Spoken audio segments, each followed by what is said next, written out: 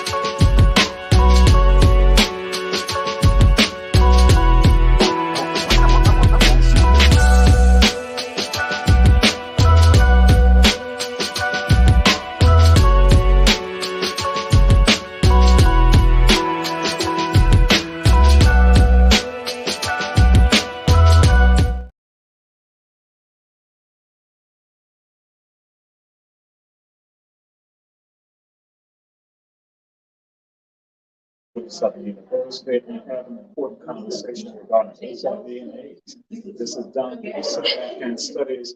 We have a speaker here. We can begin to start shortly. So we say again, appreciate y'all. Share. Important conversation we're going to have right here. Georgia Southern University. Okay. Let me know when you're ready for the face. Okay. Ready for the time. This is like it. Let's get subscribers. Okay, we're going to go on and get started. I know we're waiting for some people, but I sent a student out of the room to guide some people to where we are. First of all, welcome to our event this evening, sponsored by the College of Public Health, as well as the Waters College of Health Professionals. I'm Dr. Maxine Bryant. I am the director of the Gullah Geechee Center and the Center for Africana Studies. And we are co-sponsoring this event tonight with those two colleges I just mentioned. Now, for some of you, you may already know that tomorrow, December 1, is what? World AIDS Day. World AIDS Day. Oh, okay. Somebody in the room already knew. Tomorrow is World AIDS Day. And what we know is that AIDS does impact people still. A lot of times we want to think that AIDS is gone, just like we wish COVID was gone, right? But AIDS is still very much alive and well and impacting Black and brown people in particular. So tonight's guest is Ray Lewis Thornton, and I'll introduce her a little bit later. For those of you on the Statesboro campus, we welcome you. And in the room with you, you have Dr. Stacy Smallwood, who is a professor with the College of Public Health. He will be navigating questions and kind of taking care of you up there. We also have Destiny Craig, who is the student assistant for the Center for Africana Studies. Now, for both campuses, what you should have in front of you are evaluations. We do evaluate all of our sessions, our events, so that we can get feedback from you on what went right and suggestions on what can be done better.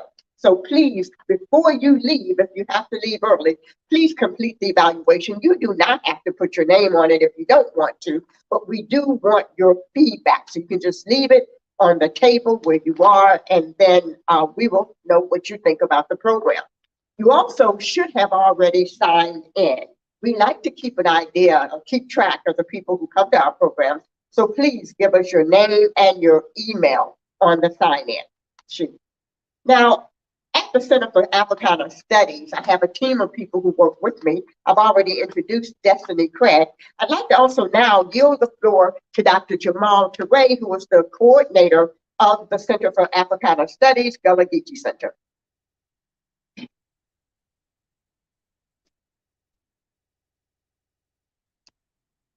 So good evening, greetings. Oh my God.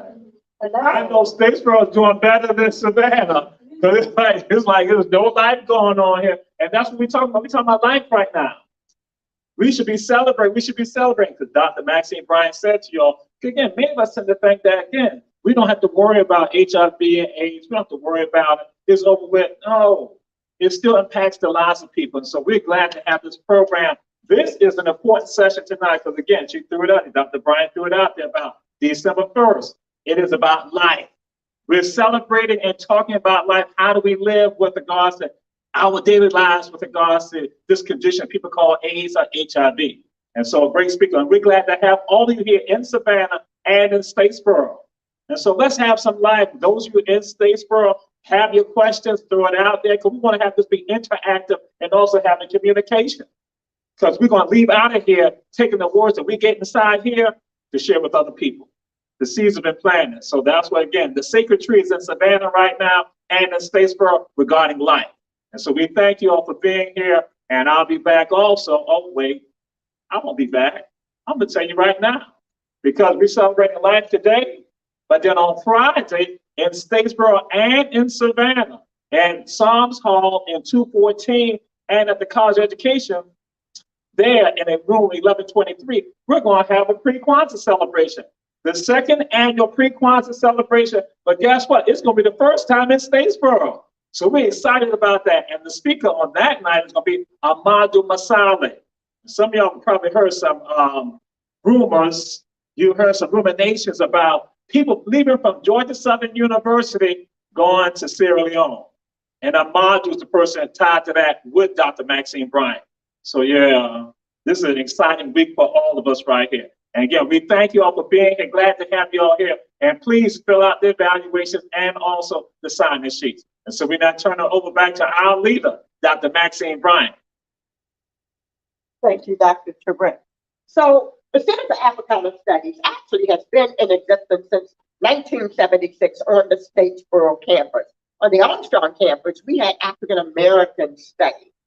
We have changed some things since we took leadership. One of the things is now we have a logo, and that is the Sankofa bird that you see in the middle of our banner. The Sankofa bird invites people to look back in order to move forward. What are we looking back for? To catch original knowledge. And that's what the Center for Africana Studies and the Delegacy Center, that's what we do. We are a minor. Africana Studies Center is a minor. The program is a minor here at Georgia Southern. And we're moving to expand it to a major and even a graduate certificate program.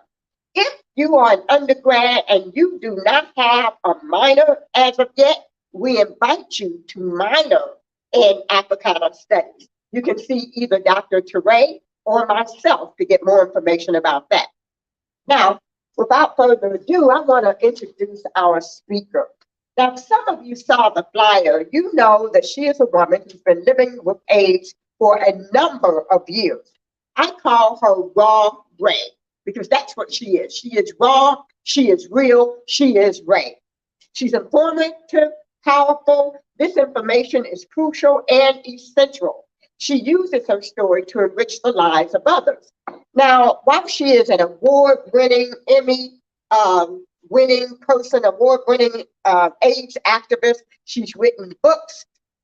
She's talked about a number of things throughout her travels and her lectures and presentations. People know her from that role. I know her just as Ray. I met Ray about 20 years ago, maybe a little bit more. Yeah, a little bit more than that. I met her in the 1990s. And at that time, Ray was living to die. Now, we all anticipate dying at some point. But at that point in her life when I met her, she was literally waiting to die. I want that to sink in for a moment. She was a young woman. I knew her before she got married. I knew her when she got married.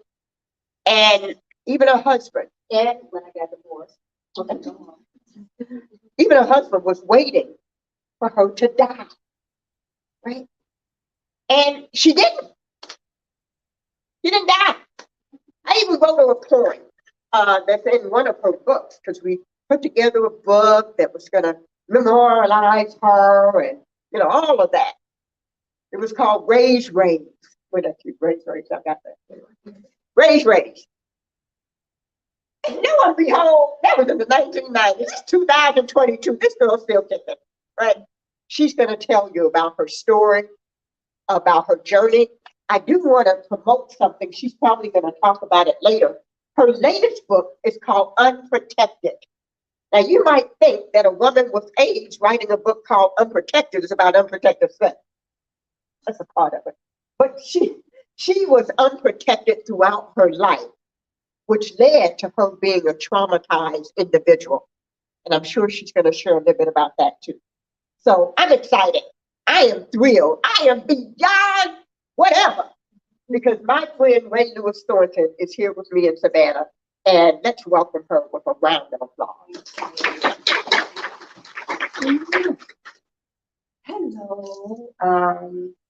Thank you for having me. I have known Maxine for a very long time, and she has, supported my work over the years. She's brought me here before. She brought me to speak when she lived in another state, and so I'm really, really grateful.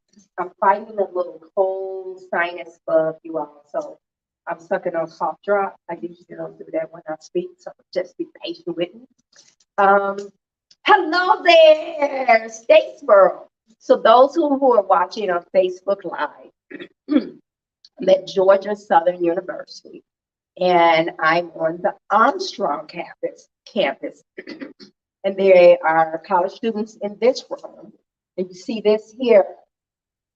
There are college students in that room at the Statesboro campus watching me, but I told them they had to cut the people off because that was too distracted. And my pastor used to say, too much movement kills the spirit, and I didn't want it. Well, it's okay. And like, oh, that's kind of funny, but I don't know. This is age. Should we be funny? Yeah, you can be funny because I say funny shit sometimes, all right? So I haven't really been speaking. Oh God, I think this is my first real speaking engagement since COVID. So, I travel across the country and do this work. I primarily speak at colleges, and, COVID shut down schools. And so it's been slow going, but I am grateful. So we're going to get started, and I'm only going to talk for a little bit, believe it or not.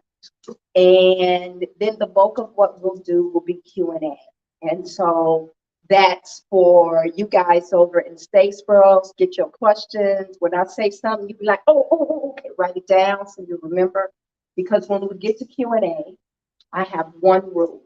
No question is too personal, too stupid, or too silly. But make sure you want an answer, because I give answers to all my questions. It occurred to me a few minutes ago when I asked one of the young ladies, could she go live on my iPad on Facebook? And she was like, I don't know how to do that. And I was like, you ain't never, ever been live on Facebook? She was like, no, I don't mess with Facebook. I'm like an IG, TikTok person. And so am I. I'm trying to get my TikTok groove going now. But I love IG. That's my favorite. And Twitter. I talk about shit on Twitter. Anyway, so it occurred to me how here we are, and we have this entire generation of young people. I mean, you're a college student. What year are you? 2023. What does that mean? You like a sophomore, freshman, junior? Okay, girls, help me, because 23 is next year. So she's in her third year of college, and she don't mess with Facebook. And so what you know about social media has advanced so much.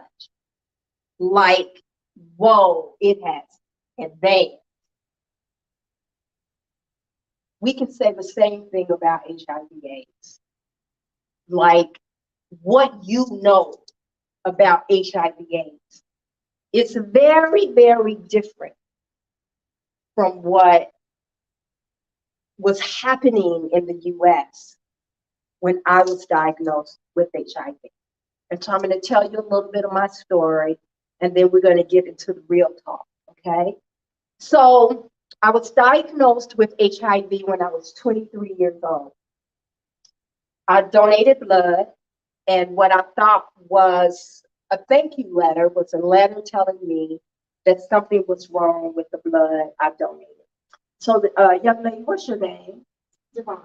Javon, you told me that, but my brain is, I'm old. Hold that camera up just a little bit, girl, so you can get the best. Okay, okay, all right, that's what we're doing. We want the best side. The higher you hold the camera, the better the angle, and the better you look. I just want to let y'all know that. Okay. So when I donated blood, the Red Cross sent me a letter telling me that something was wrong with the blood I donated. And the next day, I went to the Red Cross, and the entire meeting took 5-10 minutes. And, you know, I wrote this in my memoir. The woman kept saying, but you may never get AIDS. You may never get AIDS. We were only 6 years into the AIDS pandemic. So we didn't know back then if everybody with HIV was going to get AIDS. I mean, it was like, think about it this way. You all were not born. HIV, the first cases were 1981. It took them, you think about COVID and what they figured out how to test for COVID, like really quick.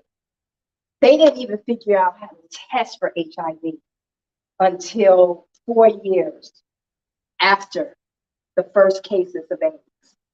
In fact, they didn't even know what caused AIDS.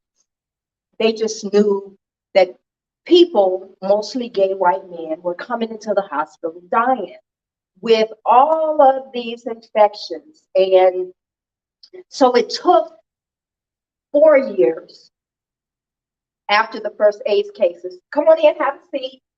I won't bite. There's some chairs up here still. It took 4 years for them to figure out what caused AIDS. Give them that later. Don't just run me the hand out that damn survey. Okay, with Dr. Bryant, okay, I'm taking over now. This is my show. It's her show when I sit down, and I'm gonna make sure everybody get a survey. So it took 4 years for us to determine what caused AIDS, meaning they found the HIV virus. And then it took another year for them to develop an HIV test. And the first tests were not even for people, they were for the blood supply, because people were dying from HIV from tainted blood. And so we didn't even get to this idea of testing people until the 90s. So here I am, 23 years old. They had only been testing for HIV for 2 years. There was no medicine to treat HIV. And the doctors didn't even know what to tell me. And I remember walking out of that Red Cross building. I was living in DC at the time, working in politics. I was a big will digger, political organizer back then. And I tell people that if I did not walk, when you walk down the Red Cross stairway, it's the mall and the Potomac River. I tell people that if I did not know God, come on in, baby, I would have walked straight into the Potomac River. For real, for real. But instead, I went back to work. I had already had a difficult life. So I was like, okay, God, you know how we make deals with God? Lord, let me pass this test. And you ain't studied one iota. Y'all know what I'm talking about. So it was like, I said, Lord, I can handle HIV. Don't ever let me get it. That was my bar. You know, I'm gonna do this. And why? Talk about my book a little. Unprotected. Because I had already grown up in hell. I had already lived a life where a mama who told me I wasn't never gonna be shit. I had already been there and done that. By the time I was 11, I had been sexually abused by 4 family members. And so I was already tough when I was diagnosed with HIV. But back then, HIV was like the thing that caused AIDS. It still is, by the way. AIDS was the death sentence. So I walked out there, Red Cross. I was like, God, I can handle HIV. Don't ever let me get AIDS. And then 8 years later, I transitioned to AIDS. And you look at me, you're like, damn, she look good. Don't look good. It's okay. I even looked better about 20 years ago. I'm old now.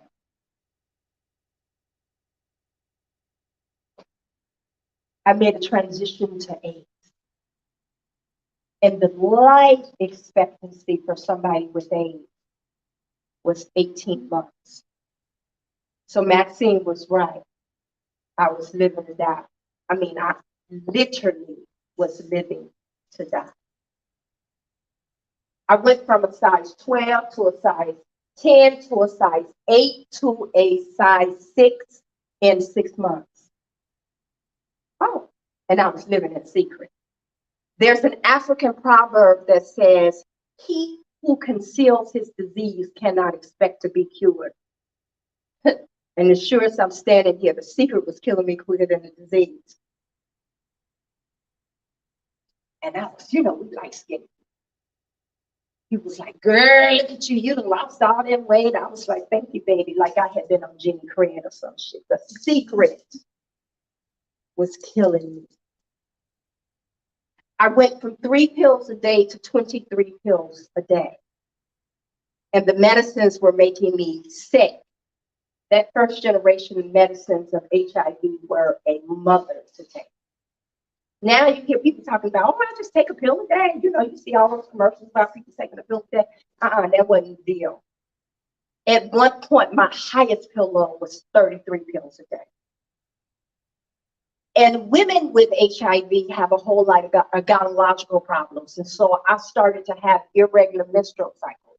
I'd have a menstrual cycle 1 month, and then the next month I would bleed for an hour. And ooh, that's easy, that's easy, ain't it, ladies?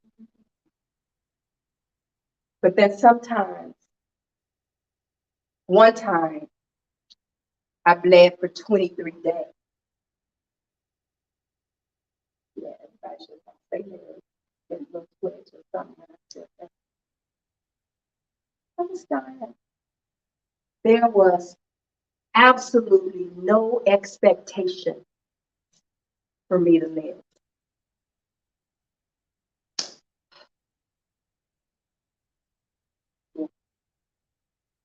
And I was mad at God. I was like, hold up, homeboy, how much pain do you think any one person could have? And I already had a hard life. I was like, Lord, I know we in the Bible Belt, everybody's super saved and all of that. I am too. Kind of sort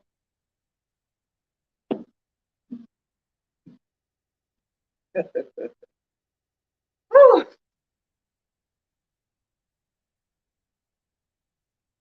But in my deepest despair,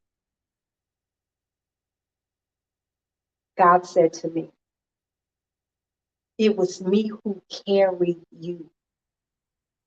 We got history. You were violated by the people who were supposed to protect you, and you didn't lose your mind. God said, we got history. Got kicked out my senior year of high school, 17. I was 15 minutes late for first week. Came home, knocked on the door, sent the book. So if you get the book, I'm telling you a punchline. Put the key in the door, double locked. I went to the payphone. That was before cell phone. So went to the payphone. I called Mama. Mama said, "Mama, the door's locked." She said, "I know, bitch. Go back with the just came." I was hungry, homeless and hungry, but I never stopped because I had white potatoes and I knew how to bake them and fry them and boil them, and now you can microwave those stuff. God said, we got history and it's standing on something. Now don't you think I can handle it? And that was when I let go. And the first step in my healing process was let go of shame. Because you know, people were mean and cruel and unkind and they talk too damn much. Y'all know people talk too much. Be like, yeah. And they be telling other people business. They ain't even got shit to do with you. And so, but I started to tell my friends. I told another group of friends and another group of friends. Now that girl out there arguing in the hall with that boy, she needs to just go on about her business, because the moment, it is so painful for me to watch young girls arguing with boys. And once you argue with him, you having a badass argument, you're wasting your energy. You need to let him go. Because that argument is only gonna get worse. You're just gonna be arguing all the time. Hello. You need to just, I know it's hard though. You live so good. Yeah, you do. I know, been there, done that.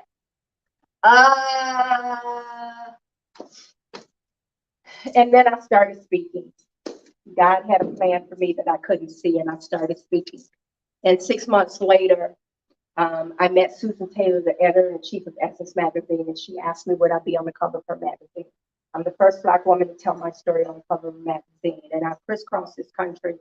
And so most people, when they see me, they look at the stuff, the jewelry, the Louboutins, and all of that stuff, but none of that could save my life. Because I still take 16 pills a day. Because I've had HIV so long, I can't do a one pill a day. One more thing I'll talk about, and then we're going to go to questions. I wasn't no hoe. I say that again, I wasn't no hoe. Well, kind of, sort of wasn't no hoe. Okay. You know how it is. You meet a guy and you think he the best doggone thing since sliced bread. Woo! Then the bread mold. What do we do with molded bread? Penicillin. He said make you a filling out of it. Yeah, you do, but most of us throw that shit away, right? Okay. You talk about it to your girlfriends, you cry about it, try to figure out how you hooked up with him in the first place. What were you thinking? And then you just go to the next Mr. Right? And you keep going until you get married. So say you start at 18 and you don't get married until you're 28. That's 10 years of in and out of relationships, dating. And it ain't got nothing to do with being a hoe. It's just like, okay. Say you only had 3 boyfriends that you had sex with. That's still 3. I don't like those terms because who has the right to tell me who and what I am? And who determines what's acceptable for women, girls, and boys? Seems like there's a double standard kind of rooted in misogyny there kind of thing. But anyway, I wasn't no hoe. I was taking applications for my stuff. The problem was that I was always in and out of relationships, looking for someone to love me, looking for Mr. Right. Because I grew up in a generation where I was told no matter how many degrees you get, you are nothing without a husband. I have girlfriends whose mothers told them a friend is getting her PhD, and it's like, how much more school you gonna get? When you gonna get married? And so I say that to say that HIV, getting HIV, contracting HIV has nothing to do with promiscuity.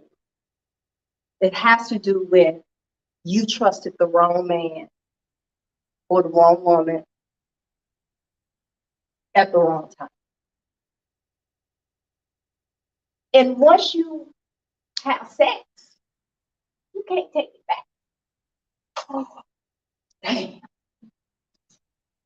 I know there's some men now. I'm 60. Do I look 60? Oh, thank you, baby. Oh, I can come over there and kiss you. I've dated some men that I thought, why did I give the best of me to him? Ooh, I got some witnesses in here. You can't give any of it back. You were so in love. You got a boyfriend. If the penis ain't in your pocket, you have no idea what it's doing when it ain't with you. I don't care where you think he at right now, at this time and this place, whether you think he's playing ball with his boys, whether you think he's in the dorm room with his roommate who he could be having sex with, because that does happen. You just don't know. And so you to have sex without a condom, and I've just been reading like these new articles on, the research. I'm gonna pause here and say, I was talking about how men don't use condoms anymore and how there's a syphilis epidemic going around in this country right now. And guess what? It was in the New York Times, y'all. And if you at risk for syphilis, guess what? You at risk for HIV. Because when they come with one disease, they come bearing many, or the possibility of it. Because if they ain't using a condom with one person, even if they ain't using a condom with you,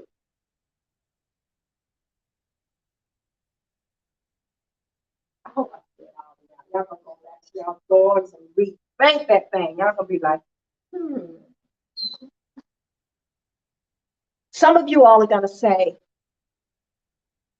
my relationship ain't like that. My boyfriend's not like that. My girlfriend's not like that. You don't know what your boyfriend and girlfriend is like. You really don't. Because I've laid in bed with some people's boyfriends, or what I should say, with some husbands while they call the wives, and when they get off the phone with the wife, we're back to sex. Now that's some whole action.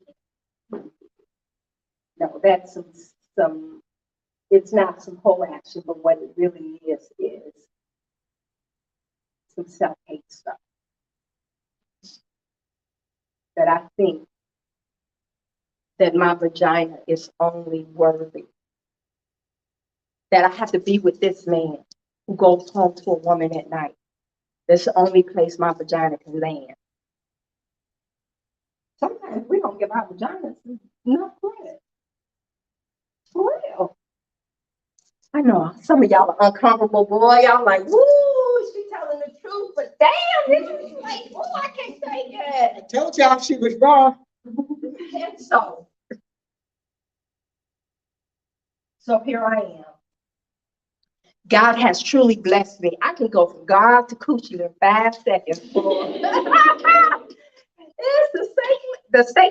And you know what? When I used to speak at high schools and stuff, you know, the teachers be all mad, and they'd be poking out and stuff. And then somebody will ask about my education, and they want me really to just be an ignorant Black girl. They don't want me to be a Black girl with 27 years of education, a magazine, on the phone, and a master of divinity, so I can quote scripture with the best of them. But what God has given me is a unique gift to talk about my life, to help you enrich. I can't save your life. That's the last thing I'm gonna say, and we're gonna go to questions. I know y'all wait. You too in Statesboro, so y'all get your questions ready. I cannot save your life. This is what I know. Black women are the majority of the HIV cases among women in the United States of America. I cannot save your life. What I know is Black men, heterosexual and gay, are the majority of the cases among men in this country. I think I ripped my line into my, that I can't tell. And what I can tell you is you cannot look at a person in hell and sense you don't know what your boo thing doing when you ain't, you know.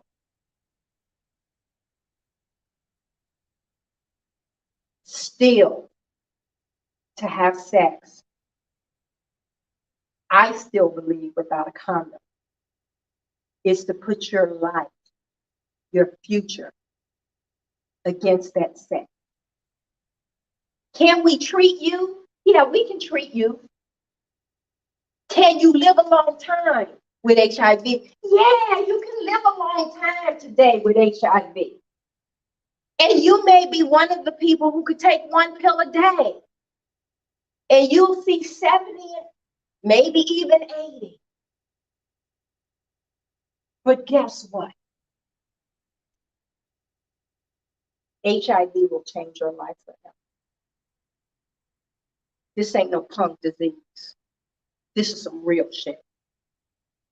Because you still now, it changes your life. You still got to take a pill a day.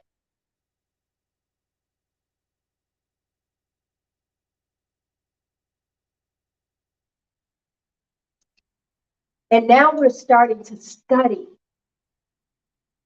aging with HIV. Because think about it this way, HIV AIDS is 41 years old since the first cases. The first Center for Disease Control documented the first cases of AIDS 41 years ago. And so I've been affected for 38 years. And so people like me are being studied. And you know what they're finding out? It's that people who are aging with HIV have more comorbidity problems than the seniors their age who don't have HIV. So we have more heart disease, we have more non-related cancer. HIV destroys your bone, and so does HIV medication. So we have whether, and you know, some people who understand osteoporosis, Black women, we don't usually get osteoporosis.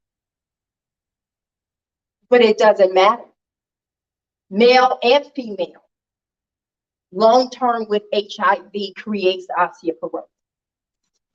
And so now they're talking about how do we prevent osteoporosis with people who are aging with HIV. We have more depression because we've lived 30 years with a disease that everybody hates. We have more loneliness, and loneliness creates frailty. And then you got the osteoporosis, so you slip on the front I mean, it's just a vicious cycle. I'm borderline osteoporosis, so I'm already taking medication to protect my bones. See, HIV, there is no cure for HIV. And while we can treat you with HIV, it never leaves your body. Because if it left your body, there'd be a cure for it. You know, you hear them talking about viral load with COVID. It's the same thing with HIV. The more viral load you have, the sicker you are. The HIV medicines actually eliminate the virus from the body. And that's a good thing. And it helps you to live long. But the problem is this. It never leaves your body.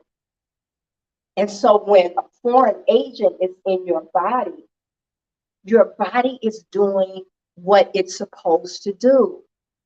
It's creating inflammation to fight off the foreign agent. So you still got low grades of inflammation in your body for 30, 40 years. And what does inflammation cause? Cancer, heart disease. And so we can treat you. We can keep you here a long time. But HIV and pumps, because it will impact you for the rest of your life. That's why I don't have pharmaceutical grants. Pharmaceutical companies don't give me no money. Because they have all those ads about people climbing mountains and shit, and, ooh, I'm living a good life. The fuck? I'm living a life the best way I can.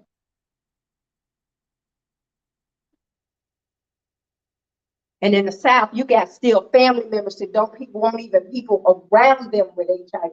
The stigma alone will send you into depression. So that's it. Let's talk. No question. You can't ask the first question. No question is too personal, too stupid, or too silly. Y'all better talk to me. State Squirrel, you got questions? Yes, baby. Okay, wait, one at a time. Give me a second. This baby asked first. So Black women are already stigmatized as being overly sexual. Were there any disparities that you had to deal with as a Black woman compared to white men that are homosexual, heterosexual? Okay, so State Squirrel, did you hear the question? You know I do that. So the question in the room was, Black women are already over-sexualized. And so did I face some issues, adversity, discrimination, different from white men because I'm a Black woman with HIV? It was the same. Gay men who had sex with men was like, people were saying, oh, his faggot ass shouldn't have been fucking another man. Black women with HIV, oh, that whole ass, see, that's why she's a hoe, that's why she got HIV. And so there's this stigma, and it's not particularly Black or white. It's a human stigma.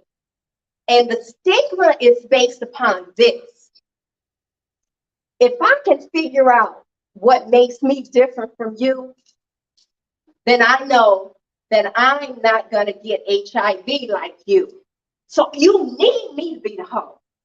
You need the men who have sex with men to be doing something ungodly. So you need that. And so the stigma is really based in our own insecurities about who we are. Because damn, I was at a school once and the girl kept asking me how many men I have sex with, and no one's asked me the sex question. But I answered I had been answering the question, I've been talking about it, and she just kept asking. And she was like, well, you saying no question is too personal. And I kept saying, well, why do you want to know? You tell me why you want to know how many men I had sex with. I will tell you how many men. Because right now, only my therapist knows. And Lord Jesus, it took a whole lot for me to tell my therapist. And she just kept going. So I said, look, baby, let me put it this way. I started fucking at 13 and I was 40 something then. And I ain't stopped yet. You do the math. There go your hope. And so everybody wants it to be somebody other than them. And so they need to put you in a box. I had a young gay guy tell me once that when he went out, when he came out to his mom, that his mom said that you're going to end up with HIV. And when he was diagnosed with HIV, he said to me, and it just touched me in an incredible way. He said, being gay didn't get me HIV. Loving and trusting the wrong man got me HIV. Damn. It was about who you had sex with, not how you do the sex. It only takes one person to infect you. It's not about a slew of men. I had a reporter in Florida ask me on camera, a Black woman asked me how many men I have sex with. Oh, Lord Jesus, she hated it when I got to the Q&A section and I told the whole audience that the reporter wanted to know how many men I had sex with. And I want to know how many her unmarried old ass had sex with. Okay, Statesboro, question. Okay, Don't get scared. I know, I'm just gonna ask you, how, like, you go to, like, afterwards, like, did you go through, like, a part of point in time when you wanted to, like, be more, like, solitude rather than, you know, be social with people just because of how, you know, how you think what? No, there was never really a time in my life. She wanted to know, like, did I go through, let me make sure I understand the question. Did I go through a period where, you know, I self-isolated and stuff like that? Yeah. I didn't really self-isolate, but I did struggle with depression. Now, I couldn't name depression at the time. I just knew I was sad. If you sleeping all day and can't get out the bed, and you crying all day and can't stop crying, and you don't know why you're crying, that's depression, y'all. Y'all go see the therapist, go to the counselor. And so the hardest part, so there have been two hard periods in my life. The hard part was living in secret and not telling people. And so there were times where I was sick from medication and I couldn't tell anybody I'm sick. So sometimes I would fake it, you know, fake it until you make it. Sometimes I would fake it and still hang out with my girlfriends. And then sometimes I just wouldn't. I'd be like, deuces. And now it's difficult for me sometimes because, you know, my cousin, I just met my family a year ago. Okay, yeah. So like, it's crazy. Okay. I didn't know my family. And when I started writing my memoir, I went to Ancestry with like 3 names. And so the mama I write about in the book is my grandfather's 3rd wife. When he died when I was 6, she kept me and raised me. And my cousin said, well, she said to me, we were talking about holidays and stuff. And I said, I spent my first Thanksgiving with them last week. And I said, and I spent a lot of Thanksgiving so long. And she said, was that by choice? And I thought about it because sometimes it was by choice, because I didn't always want to go to somebody else's house and then I'm the woman with AIDS and everybody want to talk to me about AIDS when I just want to have a good time and eat some turkey and dressing. I don't want to talk about. I talk about AIDS all day, every day for a living. I don't want to talk about it in my private space. So, you know, I've had those two periods, but I'm going to tell you the most difficult period to the young lady in Statesboro was the period when I was living in secret. Because I'm telling you, you got to keep lying and keep lying and keep lying. And it is true that you cannot get better if you don't name what it is. You got to name that shit, or you're going to be stuck. Stay Sproler, you have another question?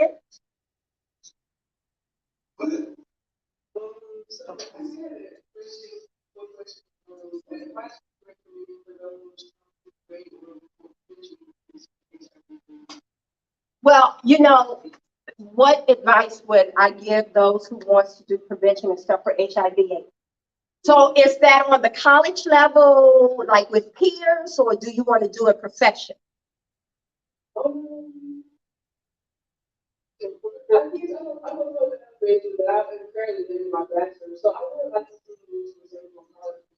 Okay, from a college perspective, okay. So I'm a political organizer by trade. You can put me in a cornfield and tell me you want 5,000 people in that cornfield by, what's today? Today is Tuesday? Today's Wednesday. Okay, today is Wednesday. Tell me you want 5,000 people by Friday. I got it.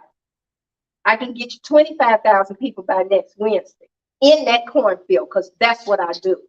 Now, when I was on the college campus, I was a political organizer, and I organized around the Free South Africa movement. I organized students to support Harold Washington and come back to Chicago, because I went to a downstate school in Illinois, to drive 7 hours on the bus to go do election day, get out. So there's always something you can do. I would say that you need to go first, look at the rules here at the college to find out what it takes to open up, to organize a student group. And so I would start there. But you can kind of partner. Like, I don't know about the health department here. I don't know how conservative y'all right over here. Conservative. Okay, so you're pretty conservative. So I would say that what you need to do is go find out the rules for a student organization, because they can't deny you that now. That's against the law, okay? They don't care. You can have the organization could be the Dookie Duke organization. They can't deny it as long as it's not a self-harm organization. And you need to get some peers together, and you all form your little HIV/AIDS education program. And what you could do is you can call some of the HIV/AIDS agencies in the area and you can call the city health department, the HIV branch of the city health department, and get flyers that you can get passed out. You can invite the health departments to come to campus and do testing. And so you have to start at see what it requires to organize a student group. And once you know what it requires to organize a student group, get your little buddies together and go do that thing. It's as simple as that. People call me all the time or hit me up on Facebook and they say, Miss Thornton, I want to do what you do. And I say to them, explain that. And they were like, well, you know how you on TV and you in the magazine. And I say to them, do you want to be famous or do you want to do the work? Yes. That is a difference. And as a person living with HIV, this ain't for the faint at heart. Because I have been in places with jam-packed auditoriums and people talk some crazy shit to me, and I just talk it back because I'm that bold, because I'm that confident in myself. But this ain't for the faint at heart. But you can always do something. So they're like, yeah, but how did you get started? How did I get started? This is how I got started speaking about HIV. Someone called me, someone I knew, had heard through the grapevine that I had HIV. Because, you know, once I went public, everybody had to talk. You know, people just talk. Didn't I say that? People talk too damn much. And they be talking about other people's business, ain't got nothing to do with you. And so he was like, I have a teacher who called our agency who wants someone to come and speak at her school who wasn't gay and who wasn't an IV drug user. And he said, and she's not being stereotypical. What she said was that she's had those people come that meet those categories to her school, but then the students don't listen to them. And so I was like, okay. So I called the teacher really to say thank you, but no thanks. And she convinced me to come and speak. And I spoke, the bell rang, another group of students came in, and I spoke. And I noticed about the third workshop that students were still sitting around the room and stuff. And I learned that they were skipping class to hear me speak. I was like, damn, for real?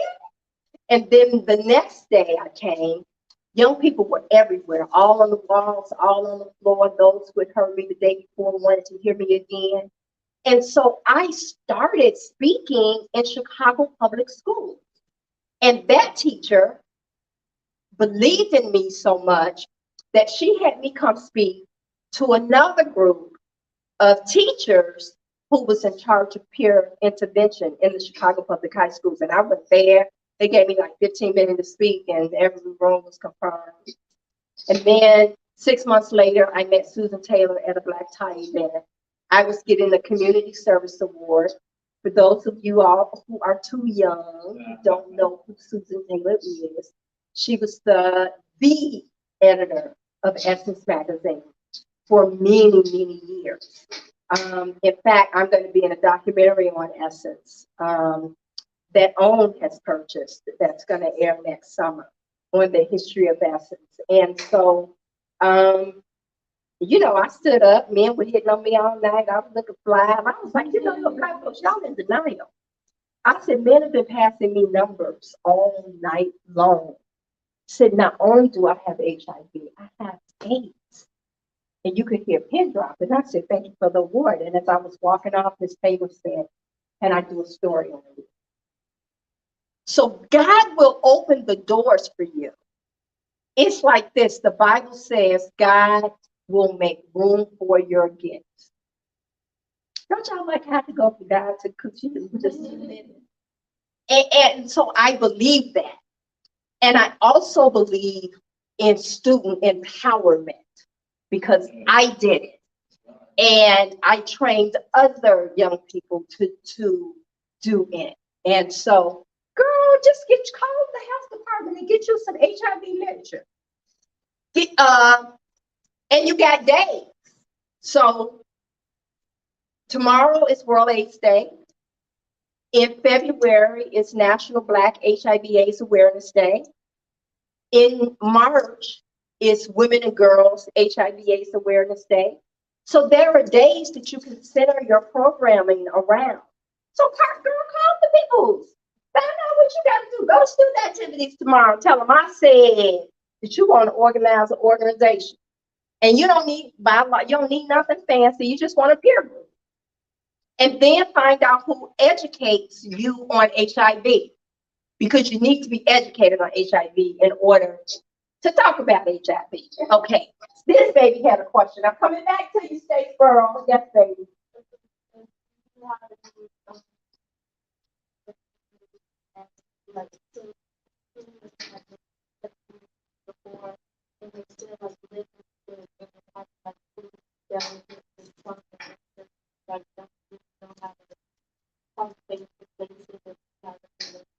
Yes.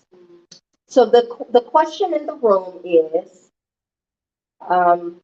do I have any recommendations for someone who has been sexually abused and is still dealing with the trauma of it? Okay, so the first thing I would say is that you got to go to therapy. I wish I could talk more here. I put an exclamation point, and then I'd say, period. You know how the black folks say it. You have to go to therapy because therapy will be first a very neutral space to talk about your hurt and pain. Therapy opens, it creates a place to process what happened to you. And with the right therapist, it helps you understand that it was not your fault. Let me say this. I got it. I'm keep going. I'm not done with this answer yet. I was 29 years old when I transitioned to AIDS, and I was straight up clinically depressed. I woke up crying. I went to bed crying. I went to work crying. Some days I would shut my office door and just sit there and cry. And I was telling my therapist, I said, see, I wouldn't have AIDS if I wasn't so fast, because I was told that I was fast from age 6. And you Black women in this room know what I'm talking about. And I said, I wouldn't have AIDS if I've been having sex my whole life. I was having sex when I was 10 years old. And the therapist says, how does a 10-year-old have sex? And I cried for like 3 weeks. But just understanding I had been abused didn't take the hurt away. It didn't take away how it made me see myself, how it made me behave. What helped that was years of therapy. I was extremely abused. I talk about it in my memoir. And I was abused by both male and female. And I didn't really come to an understanding of the female abuse, like really work through it, until I was writing this book. Do you know, to be violated and not have a name for it is what that was. And I couldn't figure out if she would get in trouble for being fast with me. And I couldn't figure out why everybody was making me be bad by being fast with me. And so therapy is it. I got some books I'll recommend for you. I recommend, it's a really small book. It's an easy read. It's called What Happened to You. Well, I recommend my book because I do that's what this book is about, how unprotected and violated I was as a child and how it shaped the trajectory of my life. Now, clinical books. I would recommend What Happened to You. The authors are Oprah Winfrey and Dr. Bruce Perry.